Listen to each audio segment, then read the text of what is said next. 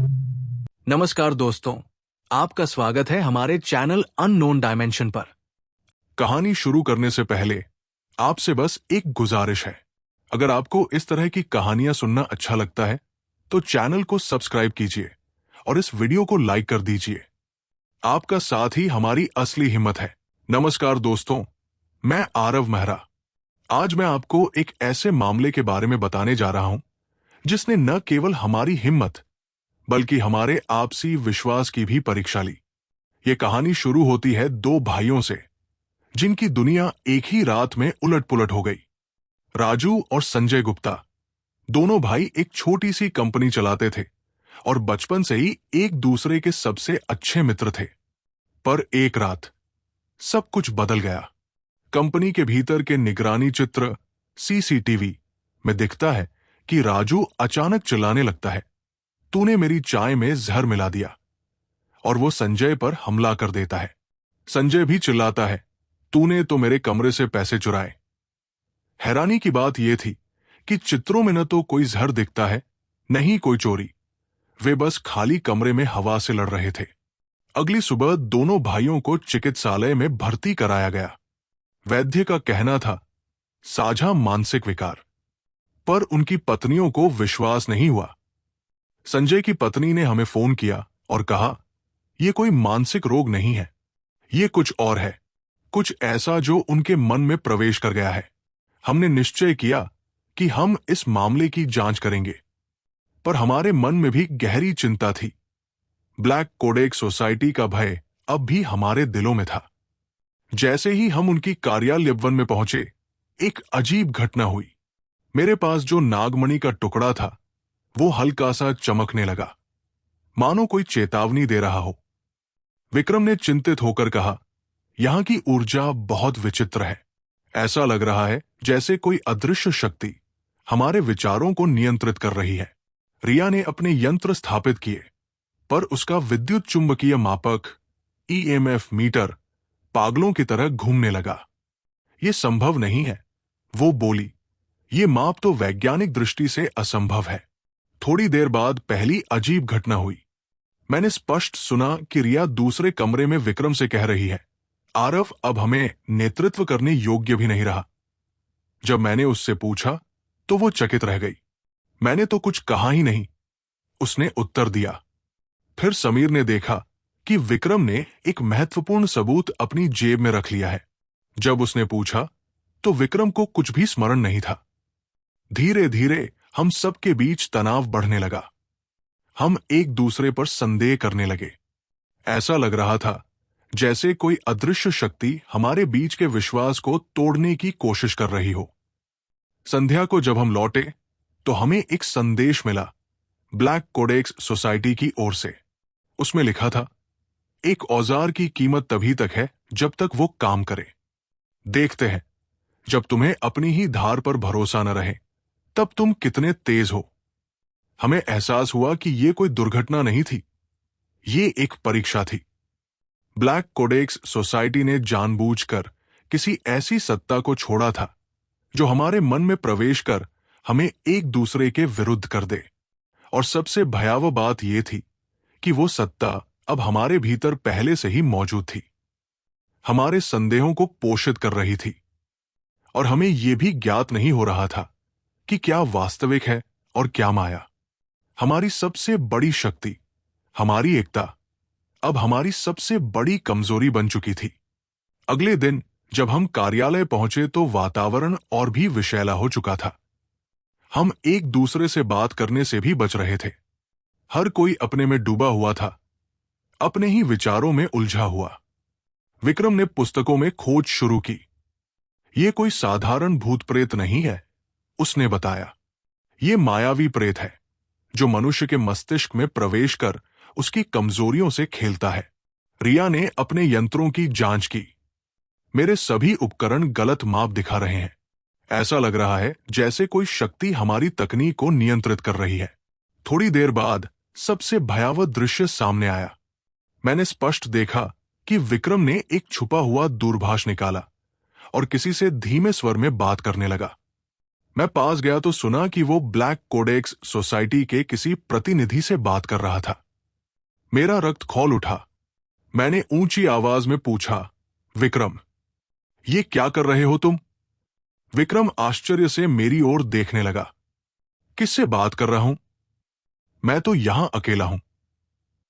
पर मैंने तो स्पष्ट सुना था। मैंने उसका दूरभाष छीनना चाहा। तभी मेरे पास रखी नागमणि तेजी से चमक उठी। उसकी रोशनी में मैंने देखा, विक्रम के हाथ में कोई दूरभाष था ही नहीं।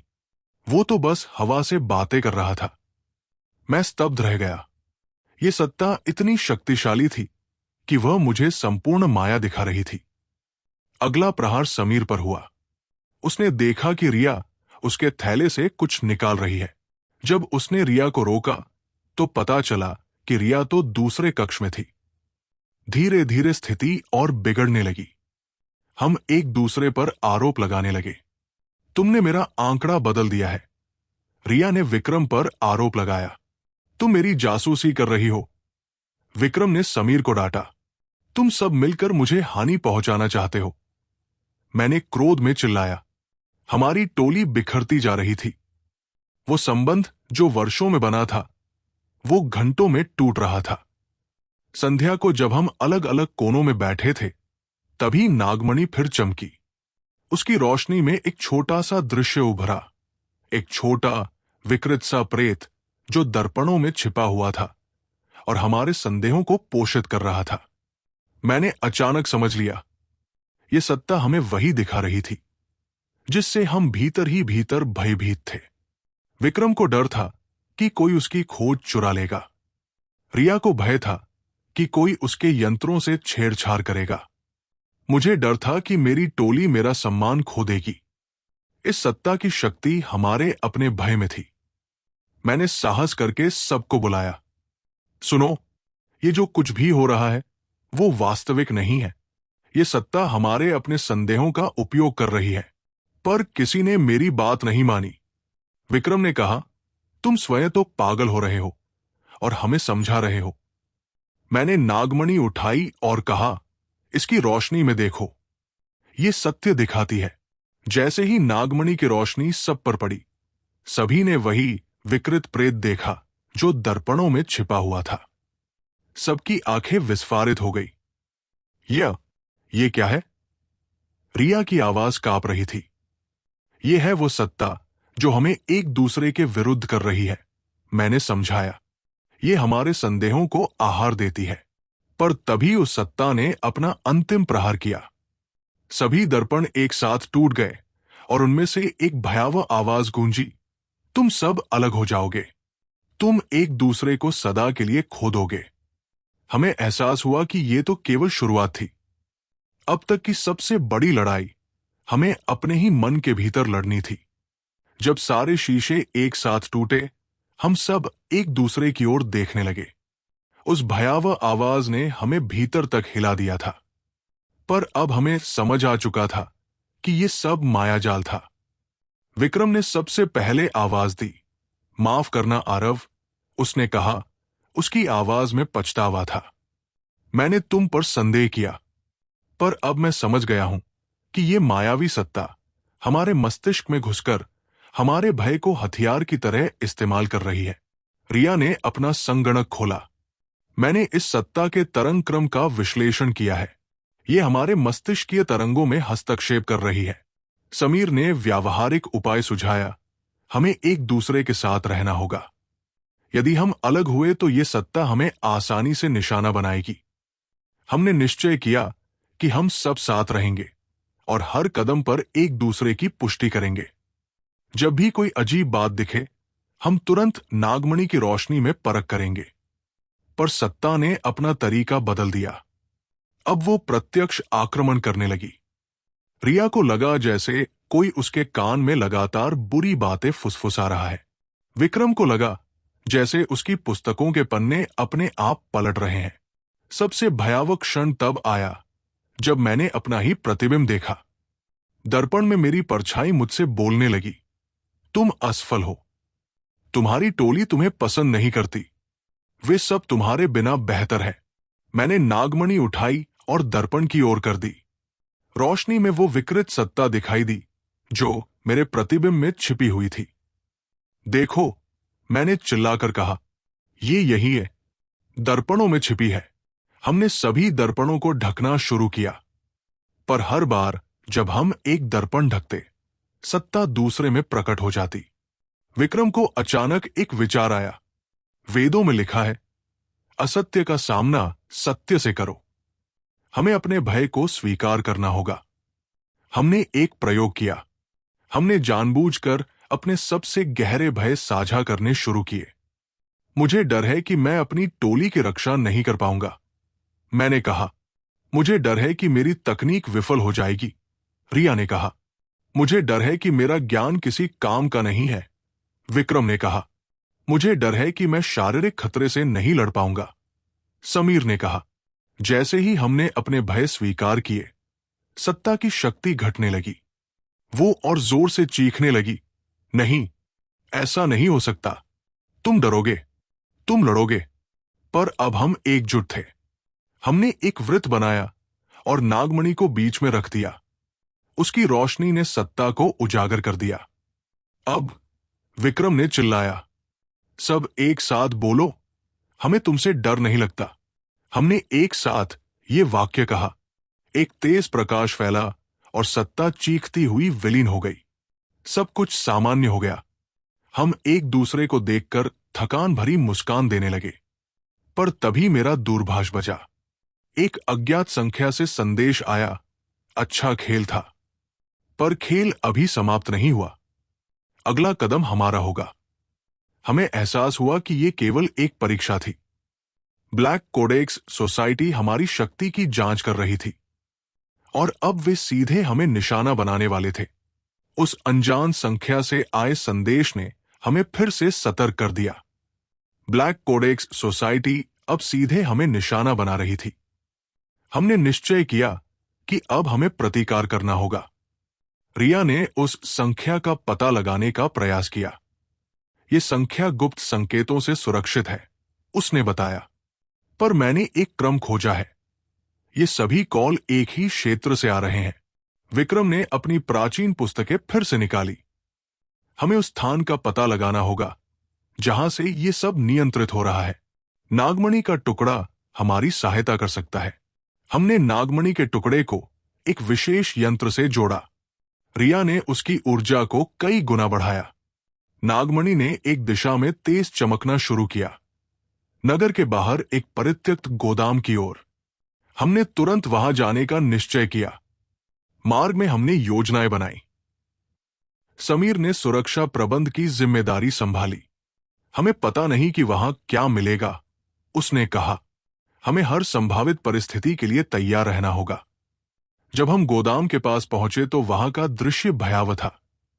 पुरानी इमारत, टूटे हुए शीशे और चारों ओर सन्नाटा। पर नागमणि अब भी तेज चमक रही थी।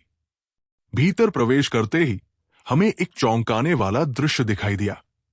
वहां एक अत्याधुनिक प्रयोगशाला जैसा प्रबंध था। पर्दों पर हमारी तस्वीरें और निजी जानकारी प्रदर्शित हो रही थी। हमारे जीवन का पूरा विवरण वहां संग्रहित था। यह तो निजता का उल्लंघन है, रिया ने क्रोध में कहा। तभी एक आवाज गूंजी, स्वागत है आपका हमारे अनुसंधान केंद्र में। एक स्त्री पर्दे पर प्रकट हुई। वो ब्लैक कोडेक्स सोसाइटी की वरिष्ठ सदस्य थी। हम कई महीनों से आपका अध्ययन कर रहे हैं, उसने कहा। आपकी क्षमताएं, आपकी कमजोरियां, आपके भय, सब कुछ। विक्रम ने क्रोध में पूछा, आपको यह सब करने का क्या अधिकार है? उस स्त्री ने मुस्कुराते हुए उत्तर दिया, अधिकार? हम तो बस भविष्य की तैयारी कर रहे हैं। एक ऐसा भविष्य जहां अलौकिक शक्तियों को नियंत्रित किया जा सकेगा। तभी पर्दों पर हमारे निजी क्षण चलने लगे। हमारे पारिवारिक पल, हमारी व्यक्तिगत बातचीतें, हमारे सबसे कठिन मामले। देखिए, वो स्त्री बोली, हम आपको आपसे भी अधिक जानते हैं। हमें पता है कि आपकी क्या कमजोरियां हैं, क्या भय है। पर इस बार हम तैयार थे। हमने एक दूसरे की ओर देखा और मुस्कुराए। आपका सारा अनुसंधान व्यर्थ हो गया, मैंने कहा। क्योंकि आप हमारी सबसे बड़ी शक्ति नहीं समझ पाए, हमारा आपसी विश्वास। हमने मिलकर उनके तंत्र को भंग करना शुरू किया। रिया ने तकनीकी पक्ष संभाला, विक्रम ने अलौकिक सुरक्षा दी, समीर ने सुरक्षा प्रबंध किया और मैंने समन्वय किया। जब सोसाइटी ने देखा कि उनकी योजनाएं विफल हो रही हैं, तो उन्होंने आपात प्रोटोकॉल सक्रिय कर दिया। पूरे गोदाम में चेतावनी संकेत बजने लगे। अब निकलना होगा, समीर ने चिल्लाकर कहा। पर जाने से पहले रिया ने एक यंत्र जोड़ा। मैंने उनका सारा विवरण नष्ट कर दिया है। अब वे हमारे बारे में कुछ नहीं जानते। जैसे ही हम बाहर निकले, गोदाम के भीतर विस्फोट होने लगे। सोसाइटी अपना ही सबूत नष्ट कर रही थी। हम सुरक्षित दूरी पर खड़े होकर देख रहे थे। हमने आज एक बड़ी विजय प्राप्त की थी। पर तभी मेरा दूरभाष फिर बजा। एक नया संदेश था, आज का दौर आप जीत गए, पर यह युद्ध अभी समाप्त नहीं हुआ। हम फिर मिलेंगे। हमें एहसास हुआ कि यह केवल एक छोटी सी जीत थी। ब्लैक कोडेक्स सोसाइटी अब भी सक्रिय थी और अब वे हमें गंभीर खतरा मानने लगे थे। गोदाम से लौटने के बाद हमें लगा कि शायद अब कुछ दिन शांति से बीतेंगे, पर हमें शीघ्र ही एहसास हो गया कि ब्लैक कोडेक्स सोसाइटी इतनी जल्दी हार मानने वाली नहीं थी। अगले ही दिन हमें एक नया मामला मिला। नगर के एक अनुसंधान संस्थान में कुछ अजीब घटित हो रहा था। वैज्ञानिकों ने बताया कि उनके संगणक तंत्र में एक विचित्र ऊर्जा प्रवेश कर गई है, जो उनके आंकड़ों को नष्ट कर रही है। जब हम वहां पहुंचे तो हमें आश्चर्य हुआ। यह कोई साधारण हैकिंग नहीं थी। संगणक पर्दों पर अजीब सी आकृतियां उभर रही थी, जो प्राचीन मंत्रों जैसी प्रतीत हो रही थी। रिया ने तुरंत अपने उपकरण लगाए। यह कोई साधारण संगणक आक्रमण नहीं है, उसने कहा। यहां कुछ अलौकिक घटित हो रहा है। विक्रम ने उन आकृतियों को देखा तो उसकी सांस थम गई। ये तो ब्रह्म राक्षस के मंत्र है, पर ये तकनीक के साथ कैसे मिल गए? हमने शीघ्र ही पता लगा लिया कि ब्लैक कोडेक्स सोसाइटी ने एक नया प्रयोग आरंभ किया है। वे अलौकिक शक्तियों को डिजिटल रूप में परिवर्तित करने का प्रयास कर रहे थे। ये अत्यंत खतरनाक है, विक्रम ने चेतावनी दी। यदि कोई शक्तिशाली प्रेत डिजिटल संसार में प्रवेश कर गया, तो वो पूरी दुनिया के तंत्र को ध्वस्त कर सकता है। हमने तुरंत कार्य आरंभ किया। रिया ने संस्थान के तंत्र को सुरक्षित करना शुरू किया, जबकि विक्रम ने रक्षात्मक मंत्रों का प्रयोग किया। पर तभी एक अप्रत्याशित घटना हुई। सभी संगणक एक साथ बंद हो गए और एक ध्वनि संदेश सुनाई दिया, हमें बात करनी है, अकेले आओ। हमने निश्चय किया कि हम इस भेंट के लिए जाएंगे, पर इस बार हम अधिक सतर्क थे। हमने पहले ही एक वैकल्पिक योजना बना ली थी। निर्धारित स्थान पर पहुंचने पर हमें ब्लैक कोडेक्स सोसाइटी की एक नई प्रतिनिधि मिली। वो पहले वालों से भिन्न थी, अधिक पेशेवर और गंभीर। हम युद्ध नहीं चाहते, उसने कहा। हम सहयोग चाहते हैं। हमारे पास साधन है, आपके पास अनुभव। साथ मिलकर हम बहुत कुछ प्राप्त कर सकते हैं। पर हमें ज्ञात था कि ये सब एक जाल है।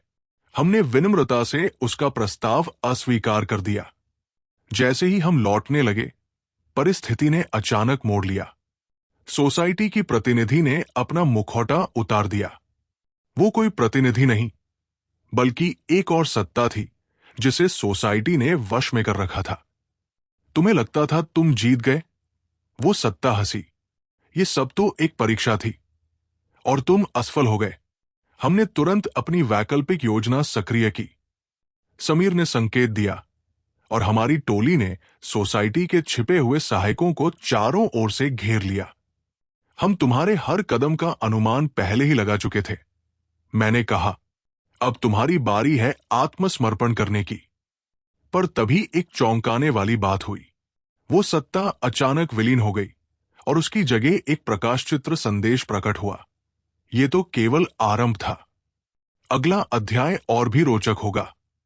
हमें एहसास हुआ कि ये सब एक योजना थी। सोसाइटी हमारी क्षमताओं की परीक्षा ले रही थी।